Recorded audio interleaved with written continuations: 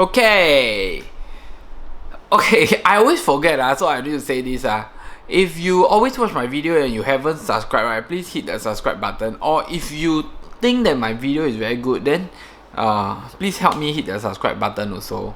Or if you haven't and you think that my video is going to be good, then you also can hit the subscribe button. Okay, today's topic, right, is a very common topic.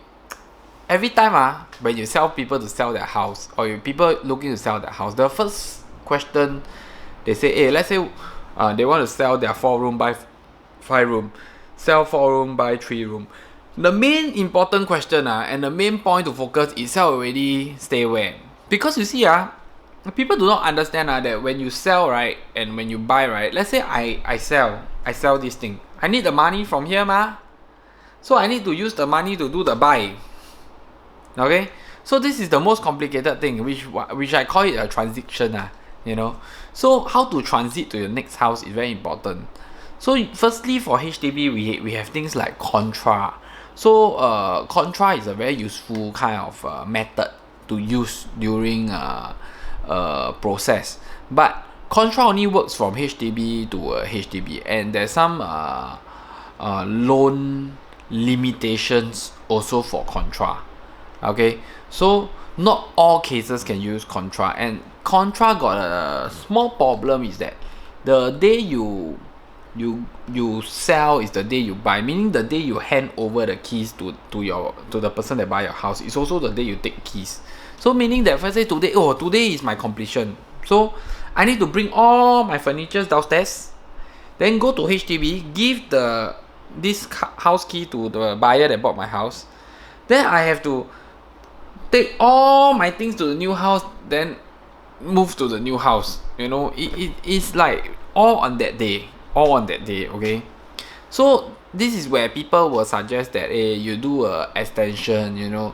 So I think a few years ago HDB started to do this extension, and they actually allow this extension, because when I started like 10 years ago, right, there was no extension, so everybody are doing like this mutually agree extension. So people like, mutually agree I need 1 month, mutually agree I need 2 months, mutually I need 3 months. So HDB realized this is needed, so HDB put this law in place I think a few years ago. But this extension, right, is at the expense of the buyer, meaning that let's say the buyer given the seller the extension, during the extension the house still belong to the buyer, so the buyer is still paying the installments, still paying the town council fee, and so there is a fee to be paid. So actually the buyer like lose money in a way, because the house is already his, but he's letting you stay. So what happened is, during this process there's always this unbalance between the seller and the buyer. So when the seller asks for extension, the buyer say, let's say the buyer agree, the buyer will always try to push the price lower. So the buyer will always say like hey, since I'm giving you extension, are you going to give me a 5k discount? So how long extension you need? Let's say you need 2 months, then 1 month I'm going to charge you 3,000. So there's always this monetary loss. So as long as you do extension, right, there will be a monetary loss. Okay, that's the point number 1.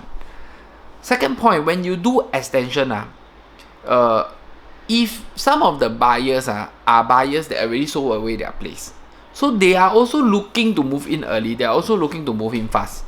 So once you do extension, you will miss out this buyer. Then let's say you are doing contra plus extension, even worse, because when you do contra, right, you there's some loan, meaning that bank loan cannot do contra, so only HDB and no loan. So the buyer that the house that you want to buy, or you do contra, then the other party cannot do contra. There's only one party that can do contra. So you also lose out in the number of house that you are looking to buy, and also the buyer that buy your house. Because let's say the buyer buy your house want to do contra, you cannot do contra. So you will be narrowing and funneling the amount of people, the type and the amount of people that can buy your house. If you have contra requirements, later you still have like extension requirements, then you are like lesser and lesser people can actually buy your place or even come and view your place, because you have to qualify them. Some may not be eligible anymore. So these are some of the common problems that we have in during transition. So what people will ask is people will normally there's another one that's very important is people will do this thing called bridging. Okay, so people will do bridging loan. So bridging loan, there's an interest, but bridging loan, right, is not so simple and it's quite complicated, and there's some criteria to fulfill. Like example, if you do a bridging loan, you need the HDB approval letter for the buyer side, for the buying side loan to be dispersed. Okay, I don't want to go to the technical terms because I know it's going to be very hard for you guys to understand, but I'm just providing the kind of scenarios and the kind of information, like options that are in the market, and what are some of the pros and cons. I'm not going to like go into the theoretical items and the theory about it. So these are some of the questions and these are some of the information that you may want to observe when it comes to a transition. Then some people may do like early move in, you know, so they may ask like, can you give my house earlier? But when the seller do that, right, it's at the expense of the seller. And also some house give early also cannot start renovation, because the seller may feel that it's not safe. What if on completion you don't have the money to pay me, or you didn't come for completion, then I already give you the keys, then you already renovate my house halfway, then you tell me you have to cancel away the deal, then how? What am I going to do with a broken house? So these are some of the criteria that is very dangerous. So I think the best way that is possible is, firstly, if you do an upgrade or downgrade, or you sell a house, you want to move to another house, most importantly, you got a place to go to. Okay, because having a place to go to really make things easier. I know people will complain that, hey, you know, if I move 2 times, 3 times, it's going to be very troublesome, you know. If I rather move 1 time, but you know, the rush in the timing and the whole process is not so easy, you know, and it gives some customers some stress. I have customers that get very stressed over all these decisions. So my suggestion is, if you got a place to stay, that's the best. If you don't have a place to stay, then some may go for rental, but rental is minimum 6 months to a year, so they may not buy so fast, they may buy later.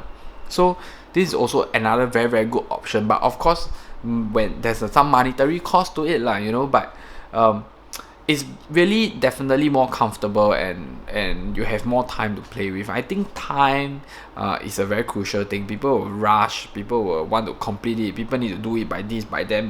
There's a lot of requirements when it's contra or it's bridging. So these are very stressful things for the customers, for the sellers and buyers, customers in my sense, you know. So another way is if you don't need the money. So just now I was talking about this. You need the money from the current house to pay for the next house. So you need the money to come out, then you can take the money ma. So let's say, for example, this is your current house. You don't need to take the money out from here to buy here. So for this, right, it's very comfortable, especially for HDB, because if you have the money to buy here, then you can buy first, then sell later, you know. So this is provided those people that don't need the money from the current house, then it's a better idea. I would, and when I say buy first, sell later, I'm trying to tell you to complete the process of the buying first. I'm not trying to tell you buy already, renovate already, then you start selling. It's not going to be enough time. You're going to be very, very stressed, and you're going to be like rushing to sell off and everything, because after you buy, right, I think HDB have a requirement that you need to sell off within 6 months. Okay, so this also goes to how some of the BTO or EC owners have to transit. Okay, but I'm not going to share about that. If not, I'm going to spend another 5 to 10 minutes talking about this. Okay, so I'm going to end this video here. I hope I give you enough information to make consideration. If it still doesn't help you and it still doesn't answer your question, just contact me. I think it's better, because a lot of sharing that I do, right, is very technical sharing, and I cannot share too much, because everyone's situation, everyone's case, everyone's direction is different. So I'm sharing through very technical kind of way. So if you really need advice that is customized to you, then the only way is we can meet up for a discussion. Okay, so thank you for watching the video. Okay, so after you finish watching, now you think it's good or no good, hit the subscribe button. Okay, So if you think it's good, then hit the subscribe button. If you think it's no good, then hit the subscribe button, then watch the next one. Maybe the next one will be better. Okay, so thank you for watching my video, and I see you again on my channel. Thank you.